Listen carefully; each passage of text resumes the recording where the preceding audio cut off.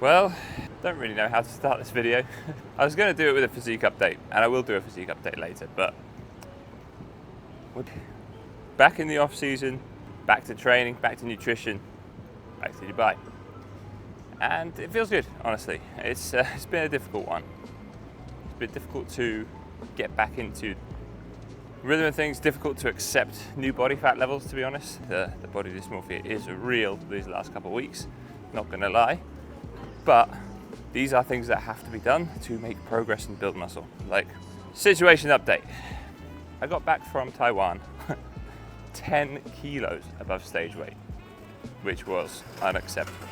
So actually, I instantly got back into my contest prep diet for the last 2 weeks, and I have stabilized now at above around 6 kilos above stage weight, 3 weeks post show, which is still pretty rapid and a bit too aggressive.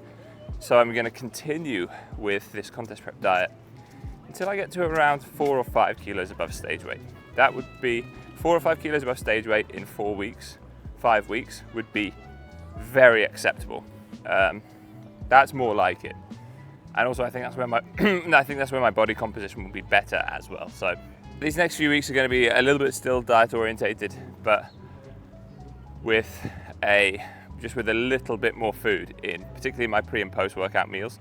Those are the two places where I'm adding more fuel back in. Some kind of event going on down here for a change. So yeah, that's going on, that's happening. And yeah, the main thing is that I continue to bring energy levels up, bring training performance up, and go from there. So it's been an interesting one. I can't lie, I'm not really too impressed with myself. I should have done a much better job handling the post-show experience, but I didn't. So frustrating, but as they say, we move. So as you can see, some things still stay the same. I'm still getting my steps in every morning. I'm still getting my steps in every day. I'm doing a little bit less cardio. I'm doing 3 times 45 minutes instead of 6 times 45 minutes. So that's a little bit nicer. And again, it's something we can talk about later, is that kind of energy flux. Like if you go from eating none of the calories and doing all of the expenditure to eating all of the calories and none of the expenditure, that flux, that delta in energy change can be pretty horrific. So the goal has also been to kind of avoid that as much as possible and just try and ease that change in energy availability. I mean, it's definitely bro science. I don't think this is like necessarily a studied thing, but just in my experience and from what I've seen is the lower you can keep that difference as you go from in season to off season, the better your body composition will remain. I feel depressed, but we have to push on. So I'm gonna get these steps done, and then let's do a physique update and dig into the off-season training plan. I think that's got to be the move, right? Let's talk about training first. So my new training split is a modified upper, lower, push, pull, lower, but with some modifications, which are, I'm going to start the week, instead of just a upper, it's going to be a top line focus session. So upper chest, delts, and upper back / back thickness. Lower body's lower body. It's slightly quad focused because I want to keep being able to like fill out my men's physique shorts, but it's lower body. Push, pull, pretty typical. That push session is again upper chest focused, and pull is upper back focused. I think my lats are good. I could definitely do with bring in like kind of the lower division of the lats a little bit, but actually you can see it from my back shot and my side shot. I just need more density, front to back rather than sort of side to side. So this should help even that out. And the final bit, piece of the puzzle is on the second lower day. It's not actually a lower day, it's actually an arm day, or maybe we could call it a limb day, I suppose, because there's some legs, but also even more volume to the arms, because again, that is another point of difference where I really need to fill out those to match my width, and that will kind of, I think, give me a more rounded physique as well. But not only that, what I also have is A and a B week, and this comes off the back of listening and being privileged enough to actually view some of Cliff Wilson's programming, where he talks about having A and B weeks for a lot of his athletes. My A week is a functional hypertrophy week, so a lot of 4 to maximum 10 reps.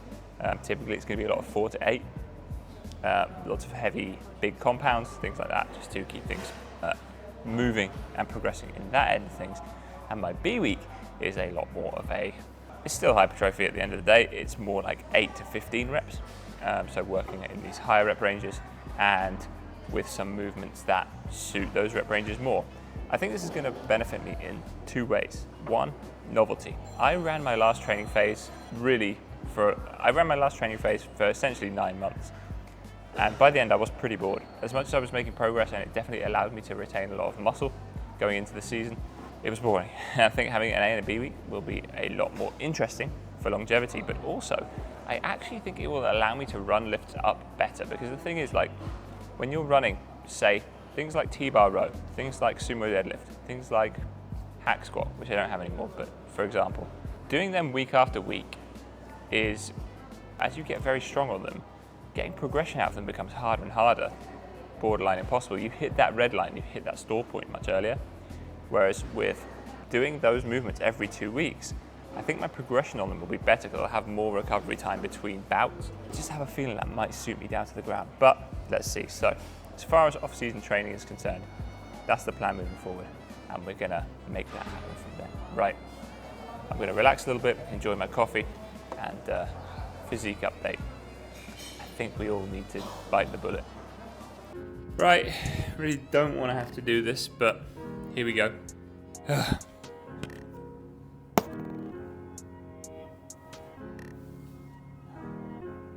good news is, I still fit into my posing trunks, which at the beginning of prep I didn't fit into, so.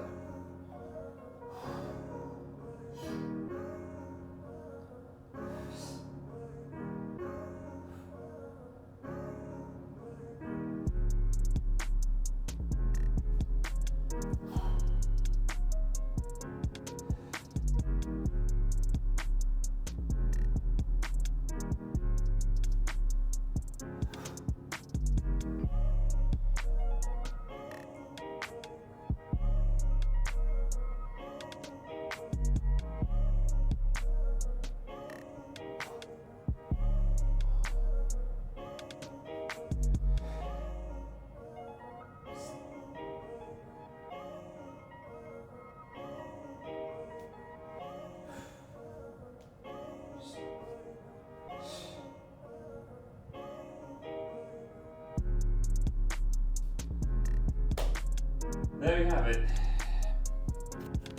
There we have it. I guess that's as good as it's gonna get. Ooh, it's depressing. So, there we have it. Off-season starts now. And yeah, we started with a trip outside of bodybuilding, outside of the normal stuff. It's gonna be great.